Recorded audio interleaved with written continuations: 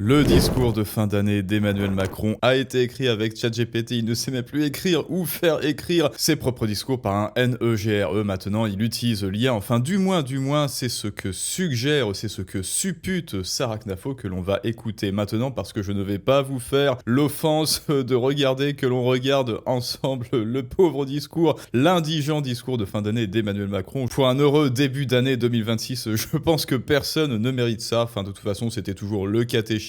Il égrenait le petit chapelet de la bien-pensance, hein. On va faire ceci, on va faire cela, et au final, on va rien faire, voilà. Comme d'habitude, il y aura rien, on va rien faire, hein. D'ailleurs, vous vous rappelez l'année dernière où il a dit que vous alliez devoir prendre des décisions importantes. Alors allons-y, les amis, on va écouter Sarah Knafo juste avant la fameuse décision importante de Manu la fraude, de Manu l'ultime scam made in France, et on voit ça ensemble tout de suite. Nous aurons des choix à faire pour notre économie, notre démocratie, notre sécurité, nos enfants. Oui, l'espérance, la prospérité et la paix du quart de siècle qui vient dépendent de nos choix aujourd'hui. Et c'est pour cela qu'en 2025, nous continuerons de décider. Et je vous demanderai aussi de trancher certains de ces sujets déterminants. Ouais, en fait, il n'y a rien eu. Est-ce que vous alliez devoir trancher l'économie? Est-ce que vous alliez devoir trancher la dépense publique? Est-ce qu'il vous a demandé de trancher la politique d'immigration? Eh ben, plot twist, il n'a rien eu pendant cette année 2025. Et maintenant, écoutons ce qu'a pensé Sarah du superbe discours, hein, bien sûr, de Manu d'hier soir. Parce que, à n'en pas douter, que vous étiez tous accrochés à votre poste, hein, bien sûr. Je vous trouve bien clément. Moi, j'ai trouvé que c'était pour une fois un discours qui était court, mais qui n'était pas intense du tout. J'ai eu le sentiment d'un discours qui avait été rédigé avec ChatGPT. Un discours sans souffle, sans âme, sans nouvelles idées. La seule chose qu'on se dit en réalité, c'est que quand on n'a rien à dire, parfois il vaut mieux ne rien dire.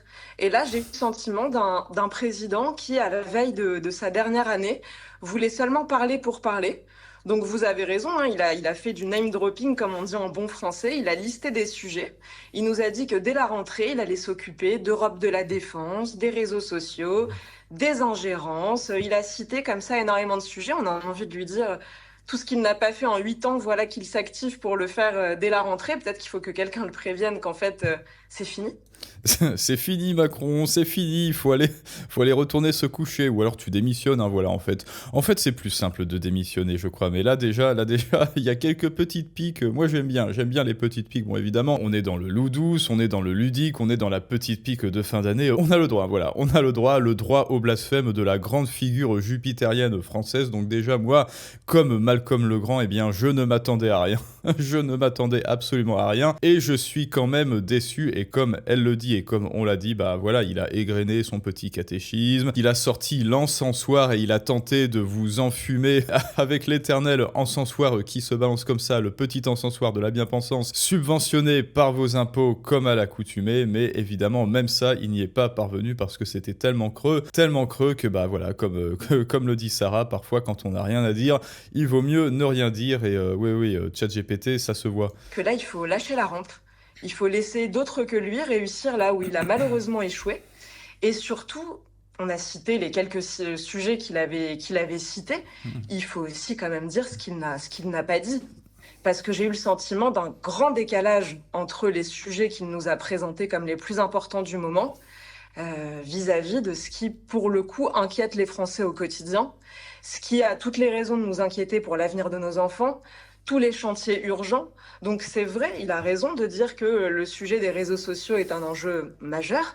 Oui, alors oui, en fait, ce dont il a parlé, c'est les réseaux sociaux, l'armée, il injecterait un truc dans l'armée, et puis ensuite, il a commencé à parler d'écologie, je sais pas quoi, qu'il a fait, avec vos impôts toujours, hein, le tour du monde des hôtels 4 étoiles, de tous les pays possibles et imaginables, pour parler au chef du pays et lui dire bonjour, voilà, bonjour depuis la France, et regardez, je travaille, la preuve, je suis dans un autre pays, mais qu'est-ce qu'il a fait concrètement? Eh bien, on n'en sait rien. Ah oui, et pendant alors je sais plus combien de temps, ça a duré 5-6 minutes ou même 10 minutes, et ben voilà, pendant 10 minutes, ça alors, il n'a même pas parlé un seul instant de la dépense publique.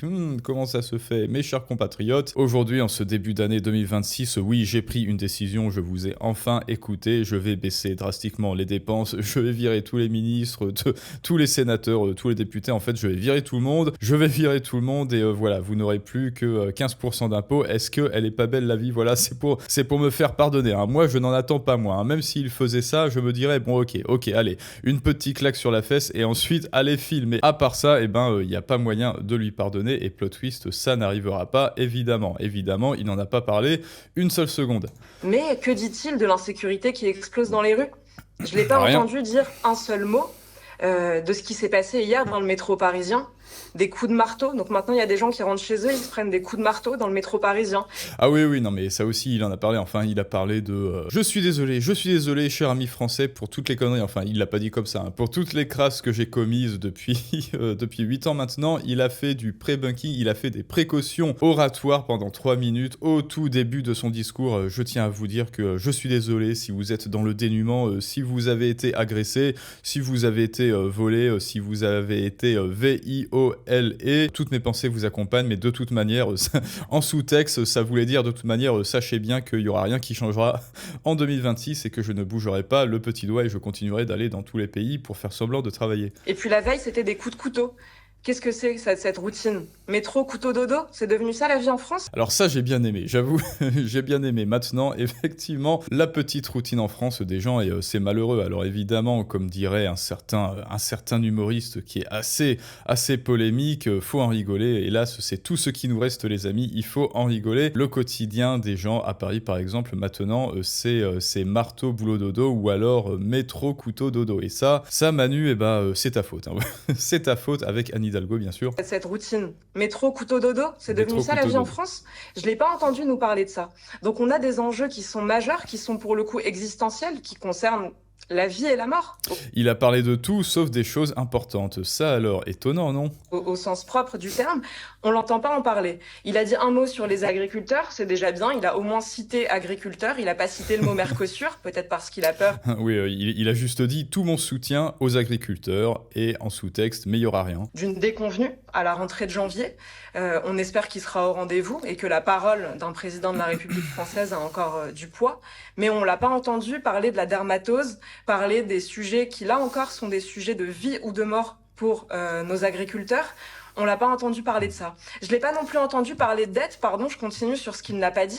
Mais en fait, il a parlé de rien, hein. Il a parlé de rien. Alors, je suis désolé, je vous ai dit qu'on n'allait pas l'écouter parce que, objectivement, c'est une épreuve. C'est même plus une épreuve, à la limite, hein, sur l'échelle de Ercilia Soudet, je pense qu'il est à 8. Je pense qu'il est au moins à 8. Bon, de toute façon, il n'y a pas d'extrait, mais de toute façon, je vous le dis, c'est pas intéressant. Oui, il a parlé de tout, sauf de ce qui se passe en France, en fait. Il a parlé de tout ce qui se passe. Il n'a parlé de rien de ce qui se passerait en dehors de son petit bureau, de sa petite tour dorée et de ses dossiers, et donc de la théorie de ce qui se passe en France, parce que le mec, semble-t-il, à part peut-être en 2020 pour le Covid, il n'a jamais, au grand jamais, ouvert les fenêtres pour voir, pour observer ce qui pourrait bien se passer en dehors de l'Elysée. Ça alors, et encore une fois, étonnant, non. Ce qui s'est passé hier dans le métro parisien, des enjeux qui sont majeurs, qui sont pour le coup existentiels, qui concernent la vie et la mort, au sens propre du terme, on l'entend pas en parler. Il a dit un mot sur les agriculteurs, c'est déjà bien. Il a au moins cité agriculteurs, il a pas cité le mot Mercosur, peut-être parce qu'il a peur d'une déconvenue à la rentrée. Il n'a rien dit d'important, il n'a pas parlé, il n'a rien dit, il n'a pas cité dépenses publiques, il n'a pas cité Mercosur, il n'a pas cité, alors je suis désolé, la maladie là, justement, qui frappe le bétail des agriculteurs, et bon, voilà, ça aussi, alors on n'en a pas parlé, mais c'est objectivement une tragédie aussi. Il n'a pas parlé de vos impôts, il n'a pas parlé, ah non, c'est bon, il n'a pas parlé, je vais augmenter les taxes, ouf, mais sauf que, c'est le cas. 7 janvier, on espère qu'il sera au rendez-vous et que la parole d'un président de la République française a encore du poids, mais on l'a pas entendu parler de la dermatose, parler des sujets la dermatose, pardon, qui là encore sont des sujets de vie ou de mort pour nos agriculteurs. On l'a pas entendu parler de ça. Je l'ai pas non plus entendu parler de dette, pardon, je continue sur ce qu'il n'a pas dit, mais je l'ai pas entendu parler de dette, alors que peut-être que le sujet de la dette sera le seul legs matériel qu'Emmanuel Macron nous aura laissé après 10 ans de pouvoir.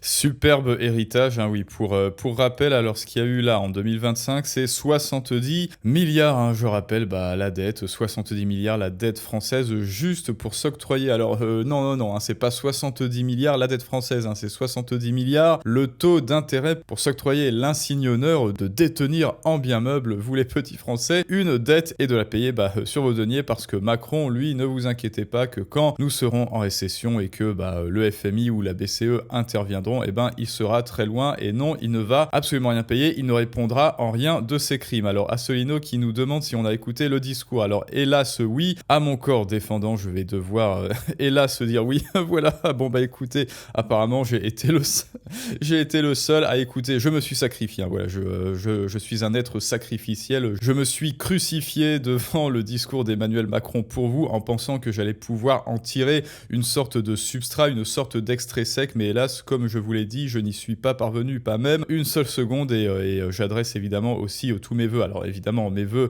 de bonne année, alors à vous bien sûr et à Sarah Knafo, et aussi mes vœux de courage pour se remettre de cette épreuve qu'était le discours d'Emmanuel Macron, puisque elle aussi, a fortiori, l'a écouté, et oui voilà, métro couteau dodo, ou alors comme hier avec l'attaque au marteau, oui, parce que c'était pas suffisant, il y avait son collègue qui s'est dit, quoi, il a sorti un couteau, et moi je vais faire mieux encore, je vais sortir un marteau, parce que oui, le seul sport maintenant dans lequel la France est championne du monde, c'est la compétition du couteau et des marteaux dans le métro, et c'est pour ça qu'il y a marteau couteau dodo, marteau métro dodo, enfin choisissez votre camp, lui-même n'y croit plus, je crois que oui, maintenant cette espèce d'être, selon moi, un être marmoréen, enfin attendez, vous allez voir par vous-même, voilà, un être marmoréen qui a le regard d'un chat qui chie dans sa caisse, pour moi c'est une coquille vide quelque part, pour moi il n'y croit plus, enfin bon, déjà pour moi, alors je ne suis pas du tout conspirationniste, mais pour moi il a été créé, c'est-à-dire Macron est une sorte de créature, hein, c'est une créature